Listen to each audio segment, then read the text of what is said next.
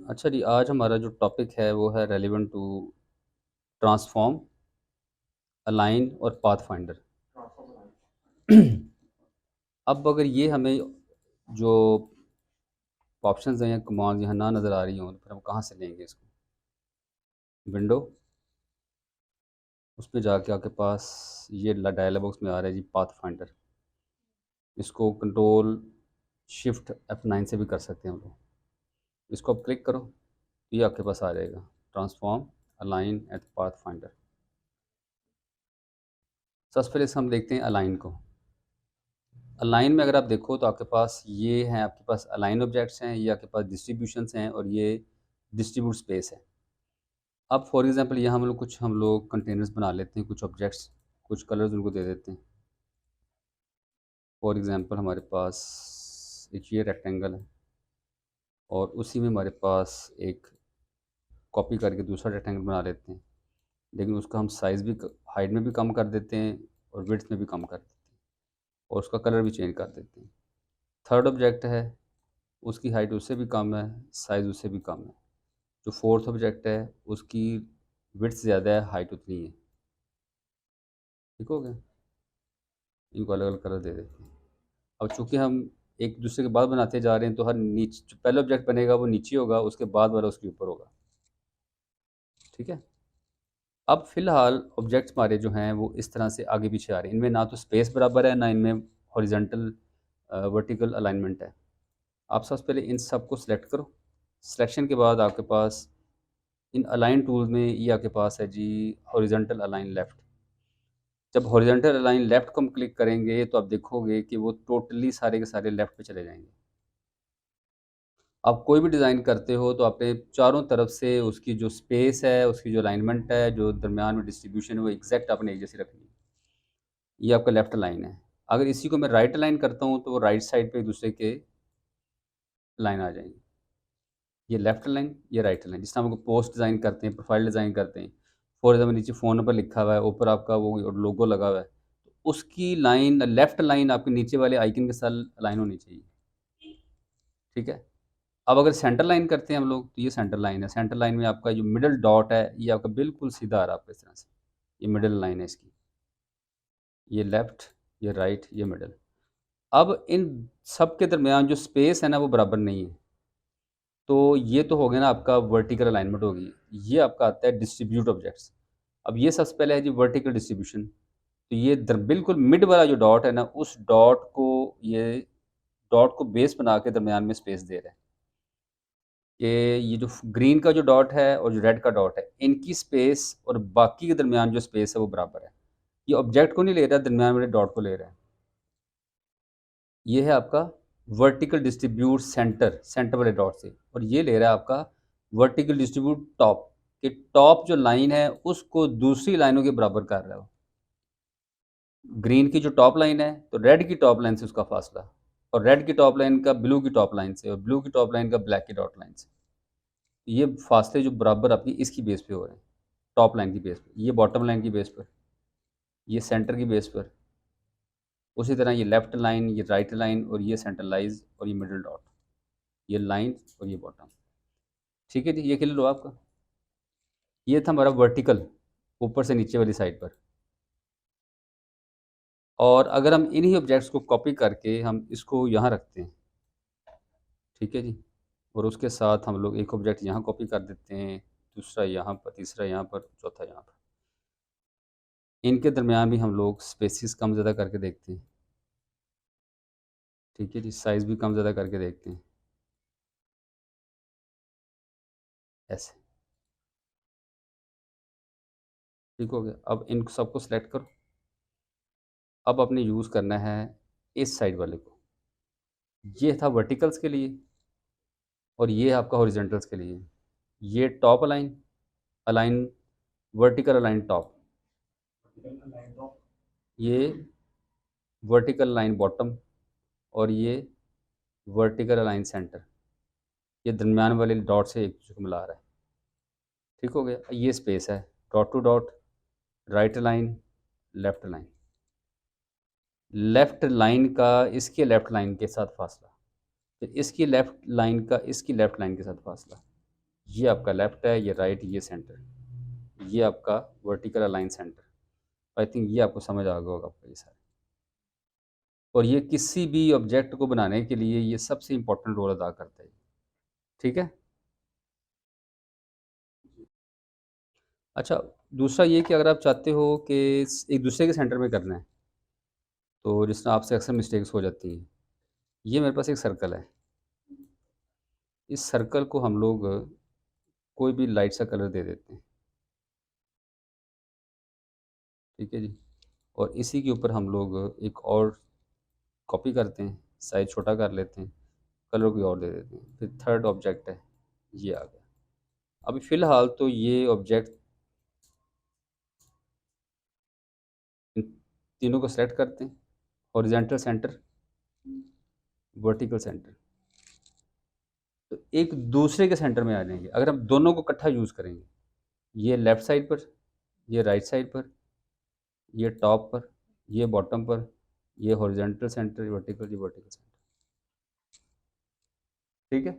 इन दोनों को अगर आप इकट्ठा यूज़ करते हो तो फिर वो एक दूसरे के ऊपर ओवरलैप होते हैं। अगर सिर्फ एक साइड को यूज़ करोगे तो फिर आपका वर्टिकल में हॉरिजॉन्टल ये आएगा, वर्टिकल ये आएगा। ठीक है। अच्छा, अब मुझे इनके साइजेस को मैनेज करना है जैसे।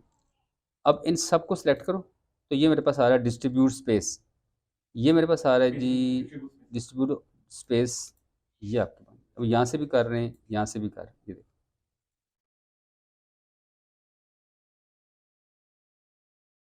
अलाइन टू की अलाइन टू सिलेक्शन, जितने को सिलेक्ट किया है, ये है अलाइन टू की ऑब्जेक्ट्स, अलाइन टू की ऑब्जेक्ट्स। दूसरा आता है अलाइन टू आर्ट बोर्ड, यानी आपने जो पीछे बोर्ड है उसके साथ अलाइन करना है। तो फिर हम लोग अगर इसको सेलेक्ट करके मैं करता हूँ ना बॉटम अलाइन या टॉप अलाइन, अगर हम बॉटम करते हैं तो पेज के साथ कर रहा है उसको। अलाइन किसके साथ कर रहे हैं? आर्ट बोर्ड के साथ। बॉटम करूँगा बॉटम हो जाएगा, टॉप करूँगा टॉप पे चला जाएगा, ये बॉटम पे चला जाएगा, ये आपका लेफ्ट साइड पे चला जाएगा, ये सेंटर हो जाएगा, ये बॉटम। ठीक है, कंट्रोल जी करो, वापस उधर आ जाओगे आप। ठीक है जी, ये था आपका अलाइन वाला एरिया आपका। नेक्स्ट मेरे पास है जी पाथ फाइंडर। पाथ फाइंडर में हम लोग एक दूसरे को वेल्ड, जिस तरह हम लोग दूसरे सॉफ्टवेयर में करते हैं, वेल्ड करना या ट्रिम करना या इंटरसेक्ट करना, front minus back, back minus front, किसी को जोड़ना किसी को तोड़ना, ये शेप में से शेप्स को क्रिएट कर लेना, वो सारा इसके अंदर है। फॉर एग्जाम्पल हमारे पास एक ये ऑब्जेक्ट है, इस ऑब्जेक्ट को हम लोगों ने ये कलर दिया है और इसी के साथ कंट्रोल सी कंट्रोल वी करके हमने एक स्मॉल ऑब्जेक्ट क्रिएट कर लिया है ये। और उसका हम साइज़ थोड़ा सा इंक्रीज़ करते हैं। अब देखोगे कि दोनों डिफरेंस हैं। अब मुझे इस शेप में से शेप बनानी है। अब ये बैक पर बड़ा ऑब्जेक्ट है, ऊपर छोटा ऑब्जेक्ट है, तो दोनों को आप सिलेक्ट कर लो। आपके पास ये एक ऑप्शन है माइनस फ्रंट, तो ये ऑब्जेक्ट आपको बड़ा प्यारा से मून बना के दे देगा। अदरवाइज अगर हम पेन टूल से मून बनाना चाहें तो हमसे कभी नहीं बनेगा, उसमें कर्व्स के और शेप्स के एरर आ जाएंगे, इसमें फिर दोबारा उसको स्मूथ करना पड़ेगा हम लोगों को। ये आपका दोनों ऑब्जेक्ट को सिलेक्ट करके, तो ये क्या है माइनस फ्रंट, ऊपर वाले को हमने निकालना है।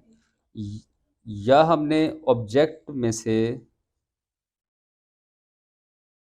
यहाँ रखा ऑब्जेक्ट मैंने, अब नीचे वाले में से ऊपर वाला माइनस करना है तो वो दरमियान में होल कर देगा इसी कमांड से, जस्ट लाइक दिस, एक रिंग बना देगा वो।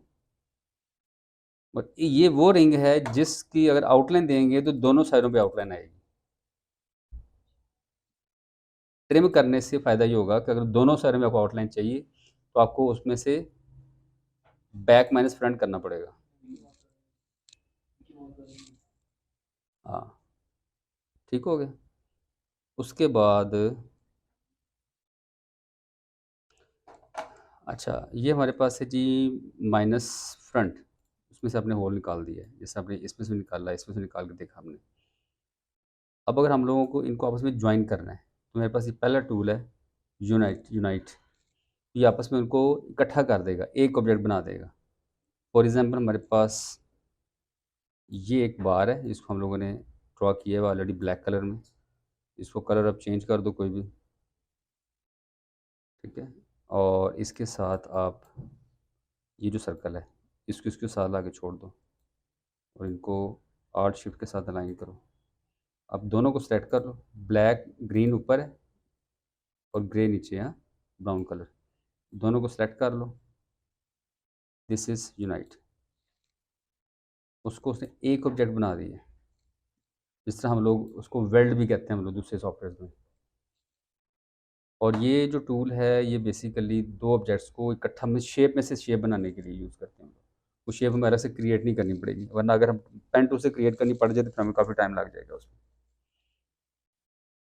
अच्छा, आपने एक चीज़ नोट की है कि जो कलर उसने कौन सा अडॉप्ट किया है, जो कलर ऊपर था ग्रीन वाला। इस दोबारा आपने अगर बैक जाना है तो शिफ्ट कंट्रोल जी से बैक चले जाओ। दोबारा आपने वापस आना है तो शिफ्ट कंट्रोल जी अनडू, शिफ्ट कंट्रोल जी रीडू। इसमें कंट्रोल वाई नहीं करना, कंट्रोल वाई करोगे तो आपको इस तरह से वायर फ्रेम दे देगा। ठीक है, तो आपको दोबारा फिर कंट्रोल वाई करके आपको वापस आना पड़ेगा। कंट्रोल जी करो। अब देखो ये ग्रीन ऊपर है और ये नीचे है। अगर मैं इसको ऊपर कर देता हूँ, इस ऑब्जेक्ट को ग्रीन के ऊपर कर दें कंट्रोल ब्रैकेट क्लोज के साथ, ये ऊपर आ गया है, ये नीचे है। अब दोनों को सेलेक्ट करो, अब इनको करो आपस में यूनाइट। तो कलर कौन सा लेगा? Brown colour. अब हम लोग एक ये वाला ऑब्जेक्ट जो है इसके ऊपर रखते हैं इस जगह पर। ठीक है, इसको भी ऊपर ले आते हैं, इसको हम थोड़ा सा स्ट्रेच करके यहाँ तक ले जाते हैं। दोनों को सेलेक्ट कर लो, ये तो देखो आप लोग, इन दोनों को सेलेक्ट करो, इसमें से क्या करो, माइनस फ्रंट। ठीक है, ऑब्जेक्ट्स में से फिर एक नया ऑब्जेक्ट बन गया। आपको यहाँ पर एक होल चाहिए, तो आप इसी शेप में से दूसरी शेप यहाँ ड्रॉ करो, उसको कोई भी कलर दे दो, सेलेक्ट करो, माइनस फ्रंट। ये आपके पास एक ट्रांसपेरेंट ऑब्जेक्ट आ गया आपके पास। ठीक है, नेक्स्ट हमारे पास है जी इंटरसेक्ट।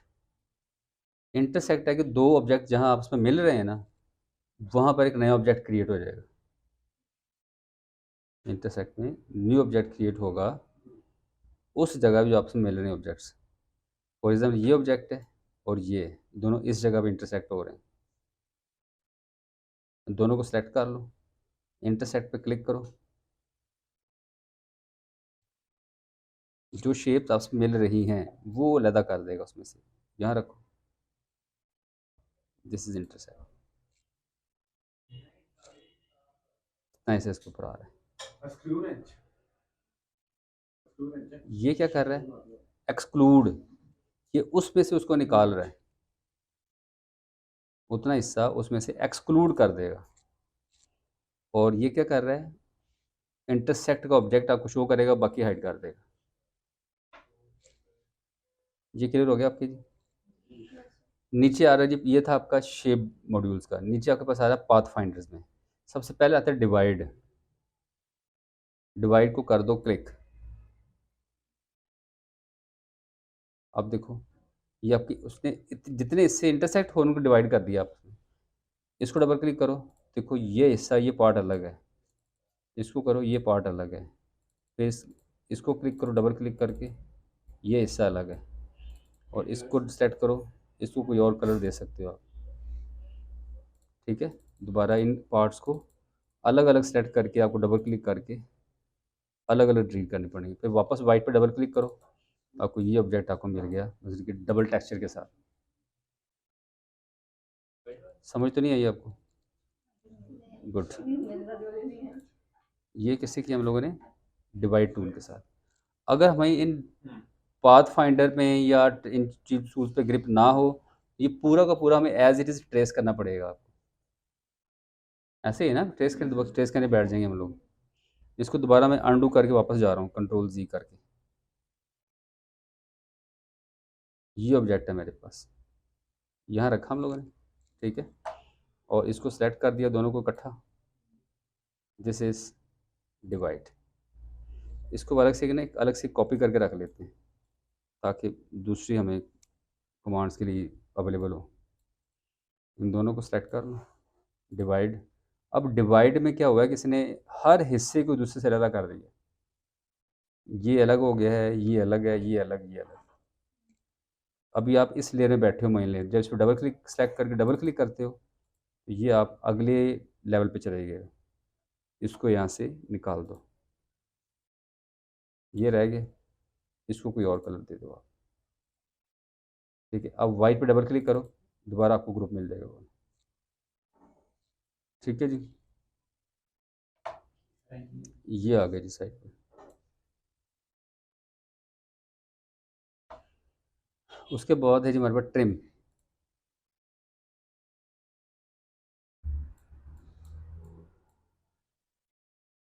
ट्रिम ने उतना हिस्सा ही निकाल दिया। जो ट्रिम है ना, ट्रिम आपका इससे मिलता जुलता है, या आप इसको इस सर्कल को ऑल्ट के साथ कॉपी करके यहाँ रखो ब्लू के साथ। ये ब्लू ऑब्जेक्ट है आपका, अब यहाँ रखो, दोनों को सेलेक्ट कर लो, ट्रिम करो, तो ये डबल क्लिक करो, तो ये इस तरह से कर्व लैदा हो जाएगा। उन दोनों को उस तरह उसके शेप्स की जहाँ इंटरसेक्ट हो रहा है, जहाँ टच हो रहा है, वहाँ से लैदा कर देगा उसको।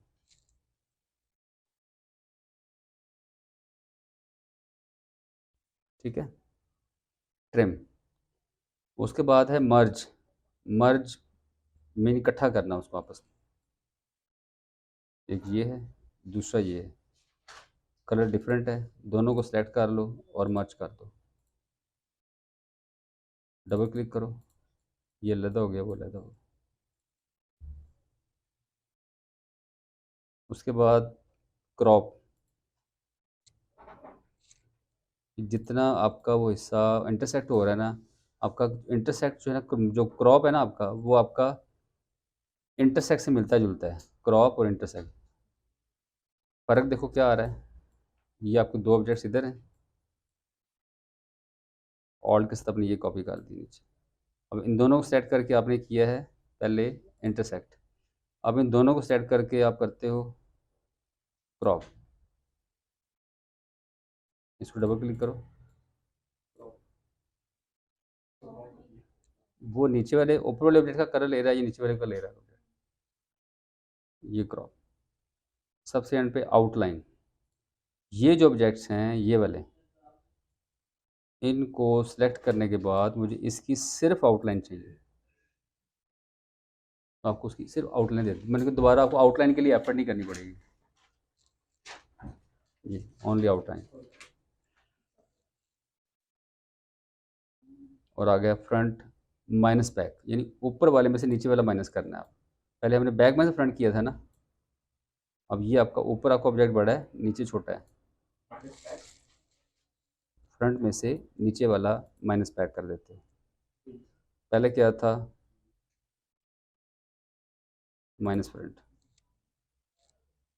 ये देखो दोनों फर्क चेक करो।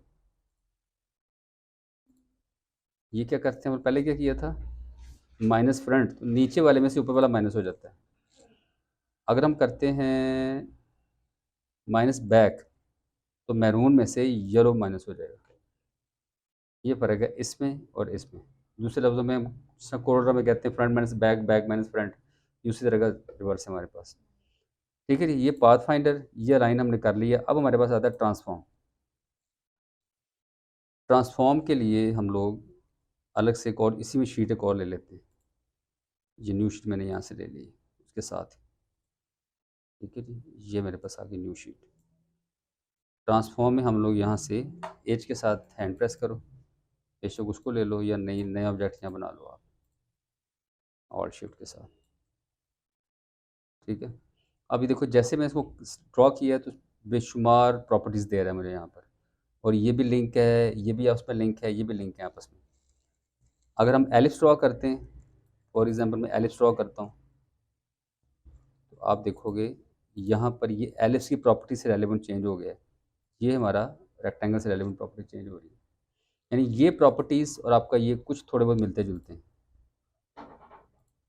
ठीक है, लेकिन पाथ फाइंडर में जो ट्रांसफॉर्म है, उसमें आपको नीचे रेलिवेंट ऑब्जेक्ट की प्रॉपर्टी साथ दे रहा है।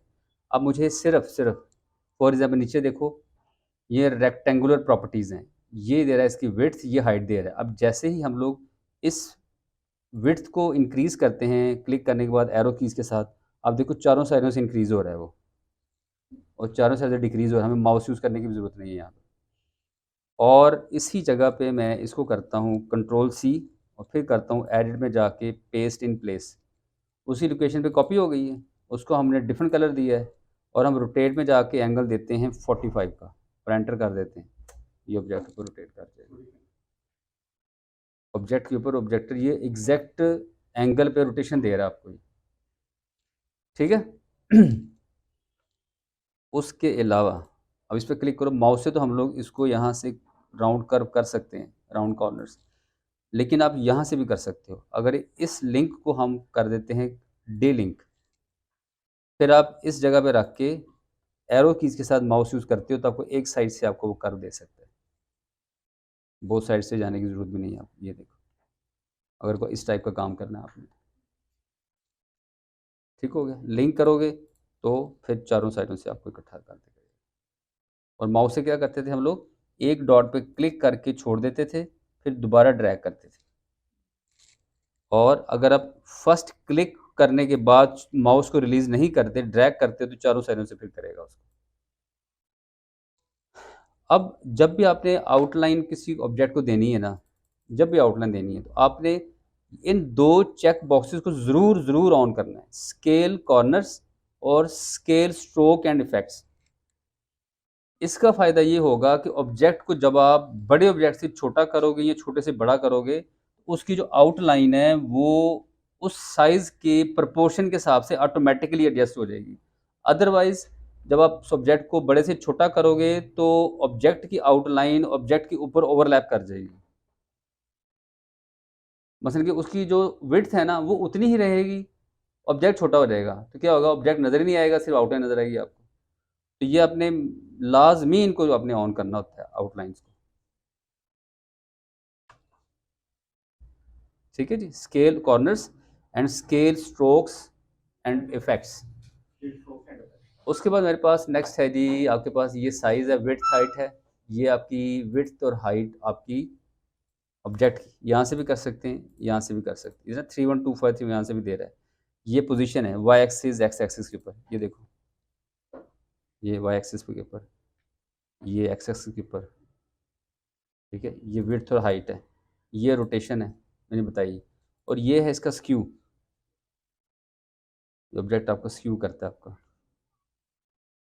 वो भी एग्जैक्ट आपको किस शेप में चाहिए वो कर सकते हैं हम लोग यहाँ से। ज़ीरो,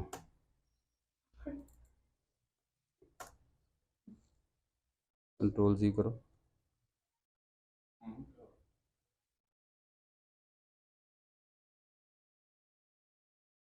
ठीक है जी।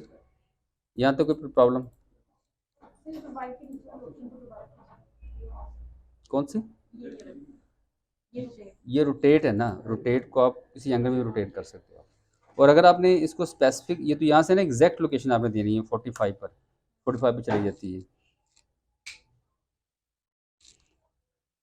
अब ये ऑब्जेक्ट है, आपने इसको लास्ट टाइम हमने जो लीफ बना के रोटेट किया था, ये तो रोटेशन है ना इससे, और आप इस यहाँ से लेते हो अगर आप रोटेशन, तो आपके पास ओरिजिन है, तो ये ऑब्जेक्ट आपका ओरिजिन की बेस पे घूमता है। और इस डॉट को उठा के आप रख देते हो इस जगह पर, तो आपका ऑब्जेक्ट फिर उसकी बेस पे रोटेट करेगा। और आप इसको यहाँ रख के ऑल्ट से कॉपी, ऑल्ट प्रेस करते हो साथ, तो ये इसकी कॉपी क्रिएट कर देता है। और इसी दौरान आपने कंट्रोल डी प्रेस करते जाना है, माउस को क्लिक किए बगैर, ऐसे, ठीक है। इसको आप साइड पे कर दो, इसको साइड पे कर दो, ये आपके पास आ गया, जस्ट लाइक दिस। इसको मिनिमाइज करके भी साथ रख सकते हो, ठीक है। अब इनको यहाँ से यूँ इकट्ठा सेलेक्ट करके अरे ऑब्जेक्ट में जाके ग्रुप कर दो, और यहाँ से आल्ट शिफ्ट के साथ आप इसको रीसाइज कर लो। इसको, ये सारी आपकी रोटेशन किसके साथ है, कंट्रोल डी के साथ, ठीक है।